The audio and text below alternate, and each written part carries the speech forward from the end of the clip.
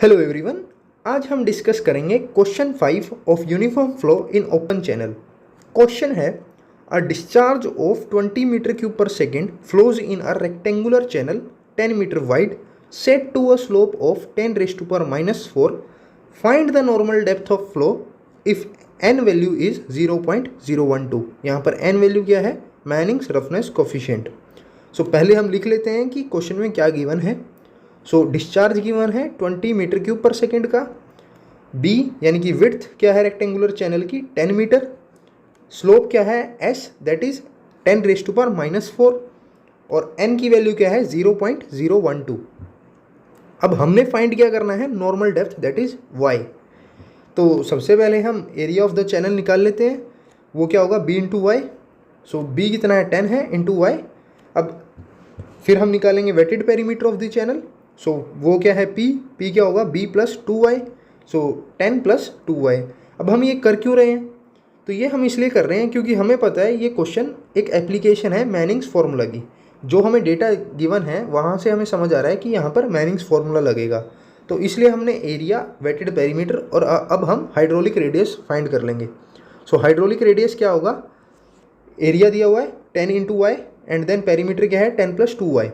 So R is equal to 10y divided by 10 plus 2y। R आ गया, S पता है, A पता है और अब हम क्या लगा सकते हैं? इक्वेशन यूज़ कर सकते हैं that is Q is equal to 1/n into A into R 2/3 into S 1/2। अब इस फॉर्मूला का यूज़ करेंगे। Q हमें गिवन है, क्या गिवन था हमें? 20 मीटर क्यूब पर सेकेंड। सो यहाँ पर अगर हम देखें तो Q हमें 20 metre cube per second given है। फिर N की वैल्यू 0.012 है। A हमें 10y गिवन है। सो A अगर हम देखें तो वो 10y है एंड देन R हमने निकाला हुआ है 10y divided by 10 plus 2y raise to the power 2/3 हो जाएगा एंड S क्या है? 10 raise to power -4 raise to the power 1/2। तो सारे डेटा को हमने पुट कर दिया हमारी इक्वेशन में और यहाँ पर अब अननोन क्या है? y है। सो एक ही अननोन है तो हम अब इस इक्वेशन को थोड़ा सिंप्लीफाई करेंगे। सो हमारे पास सिंप्लीफाई होकर इक्वेशन आई 0.517 is equal to Y raise to the power 5/3 divided by 10 plus 2y raise to the power 2/3। अब यहाँ पर सिर्फ एक अननोन है। अब हमें यहाँ यूज़ करना पड़ेगा hit and trial method. So सबसे पहले हमने क्या लिया? y is equal to 2 meter लिया और हमने क्या किया? राइट हैंड साइड में y को 2 मीटर पुट कर दिया और राइट हैंड साइड हमने देखी वो आई 0.547, लेकिन लेफ्ट हैंड साइड तो 0.517 है। तो अब हम देखेंगे क्या करेंगे। तो हमने फिर उसके बाद थोड़ा कम लिया y। सो हमने लिया y 1.9 मीटर और उस टाइम हमने चेक किया तो हमारे पास जो y की वैल्यू आई वो आई 0.507। अब हमने थोड़ा और देखा कि ये अब कम आ गई हमारी राइट हैंड साइड वैल्यू, तो थोड़ा हमने ज़्यादा ले लिया y की वैल्यू। अब हमने ली y इज इक्वल टू 1.92। फिर हमने इसको इसमें पुट करके देखा और हमारी वैल्यू आई 0.515। अब हमारी यहाँ तक आई थोड़ी 5 आ गया। अब हमने लेके क्या आना है?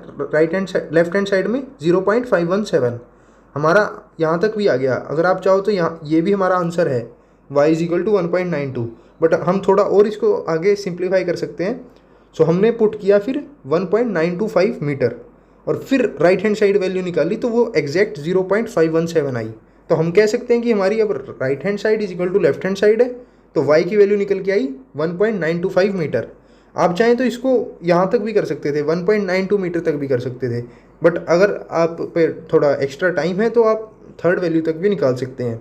सो हमारी यहाँ पर नॉर्मल डेप्थ आ गई 1.925 मीटर।